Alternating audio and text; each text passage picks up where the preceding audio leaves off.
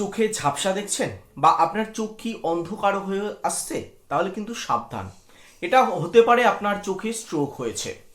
তো নমস্কার বন্ধুরা, আমি ইন্দ্রজিৎ বিশ্বাস। আজকের এই ভিডিওতে আমি আলোচনা করব চোখের স্ট্রোক নিয়ে।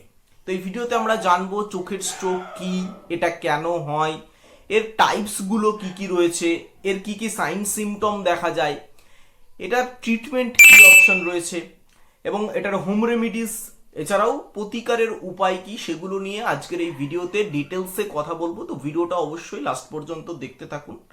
প্রথমে আসবো যে চোখের স্ট্রোক কি। তো চোখের স্ট্রোক যাকে আমরা রেটিনাল আর্টারি বা ভেইন অক্লুশন বলে থাকি, মানে আমাদের রেটিনাতে রক্ত চলাচল ব্যাহত হওয়ার কারণে আমাদের দৃষ্টিশক্তি ঝাপসা হয়ে যাওয়া, এই ঘটনাটাকে আমরা বলে থাকি চোখের স্ট্রোক।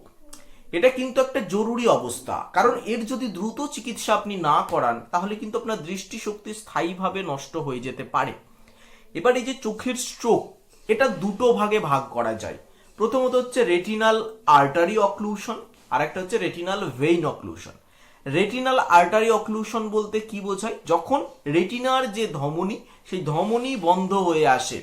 আর রেটিনাল ভেইন অক্লুশন কি? যখন রেটিনার যে শিরা, সেই শিরা বন্ধ হয়ে আসে, তখন সেটাকে আমরা বলে থাকি রেটিনাল ভেইন অক্লুশন। এটা দুটো টাইপসে ভাগ করা হয়, একটা হচ্ছে সেন্টার রেটিনাল ভেইন অক্লুশন, আর একটা হচ্ছে ব্রাঞ্চ রেটিনাল ভেইন অক্লুশন।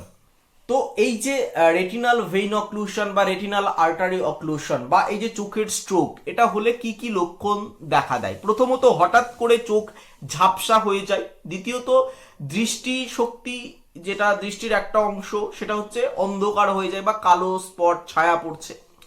এরপরে চোখে ফ্ল্যাশেস অফ লাইট, মানে বিদ্যুৎ চমকানোর মতো আলো এদিক থেকে ওদিকে যাচ্ছে, এরকম আলো দেখা যায়। চোখে একটা অস্বস্তি ভাব বা চোখের উপর একটা চাপ, মনে হয় যেন একটা ইরিটেশন ভাব, এরকম মনে হয়। তো এইরকম লক্ষণ দেখা দিলে অবশ্যই একজন নিকটবর্তী অপথ্যালমোলজিস্টের কাছে যত তাড়াতাড়ি সম্ভব আপনি যাবেন।